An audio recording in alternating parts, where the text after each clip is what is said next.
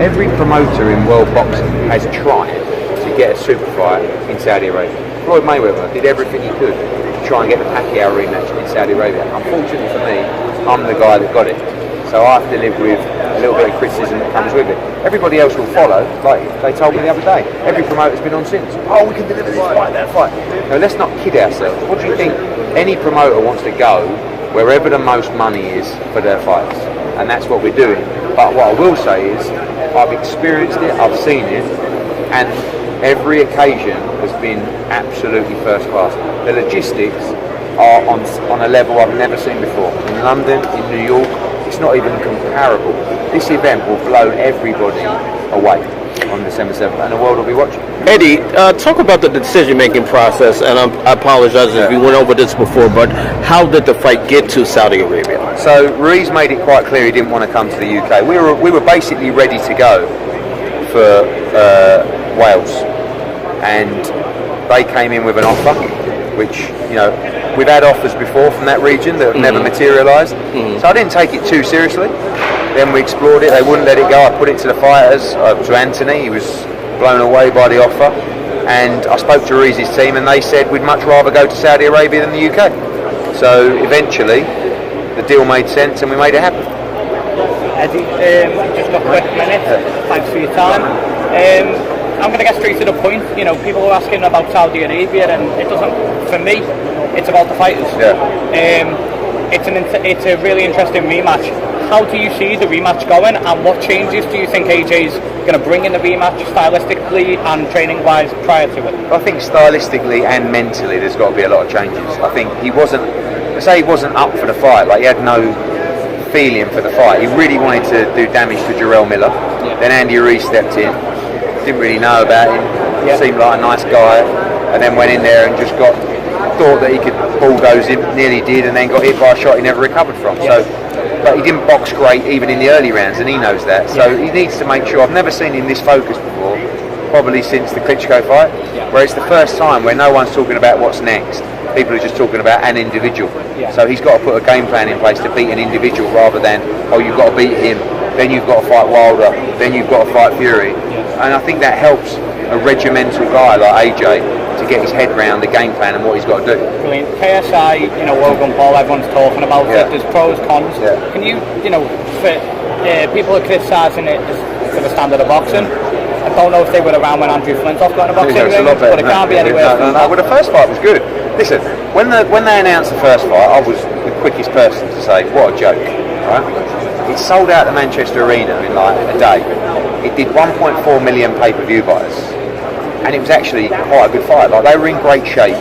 I couldn't believe the demographic of the audience. I mean, much younger, much more energetic, and they came to me to stage the rematch. So when they done that, I was like, oh no, because I know I've got to do it, but I know I'm going to get so much stick. I said to them, I'll only do it on a number of reasons. Number one is, if we're going to bring this new audience to the sport, we have to have other proper championship fights on the undercard, world championship fights.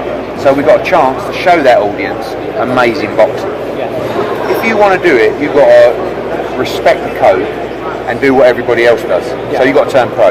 Well, how's that work? So you've got to go for your medicals, you've got to go before the commission, try and get your licence. They did that.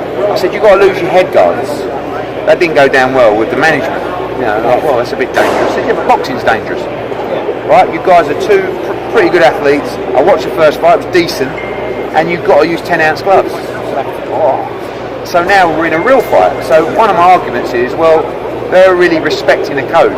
They're not going out there, not training, not getting licensed, you know, wearing head guards, wearing big gloves. They're doing it for real. And I can't, we're all naive if we just think that we should just ignore an opportunity for a massive global audience to witness and experience our sport.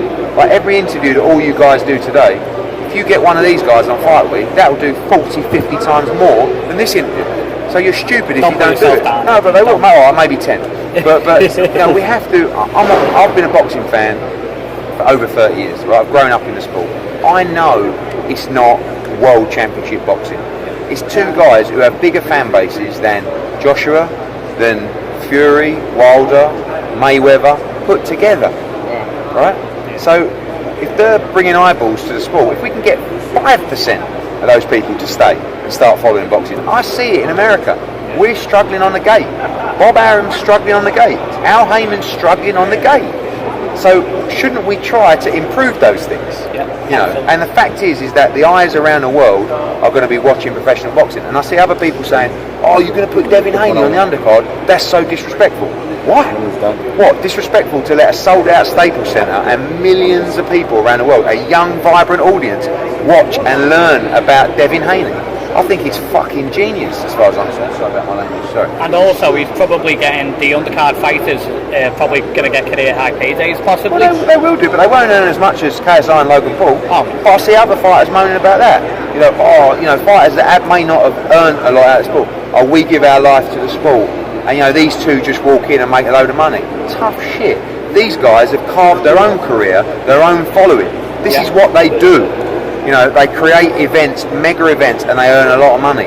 Wake up and smell the coffee. This is the new world. Kids see KSI and Logan Paul as heroes, as role models. Right or wrong, I'm a father. I don't really want my kids want to be like Logan Paul necessarily, but it's there, it exists. So whereas a hero of the past might be an American football player, this is the new generation. This is what they watch. This is how they digest content. So go with it. And my final question is, you touched on the undercard for KSI and Logan Paul is going to be a good one. What can you tell us about the undercard for AJ and Andy Ruiz? We're working out, we've got about 12 weeks to go, so now over the next 2 or 3 weeks is the period of putting that together. Saudi Arabia want a big card, they'll get it. Want some heavyweights on there as well. Liam Smith against Jesse Vargas is a fight we're looking at as well. I think Povetkin might be on that card, Hrgovic. We'll see what's going to happen next week in a really good fight between Hunter and Kuzmin. MSG, I think, is a great fight. See who comes through that will probably be on the card as well. So expect a lot of heavyweight fights on that card. Any chance of Saddam Ali, Kell Brook? Possibly. I think everybody, when you stage an event in the Middle East, everyone automatically looks at sort of anyone from those fights, and of course that makes sense. But I think it's a global event and.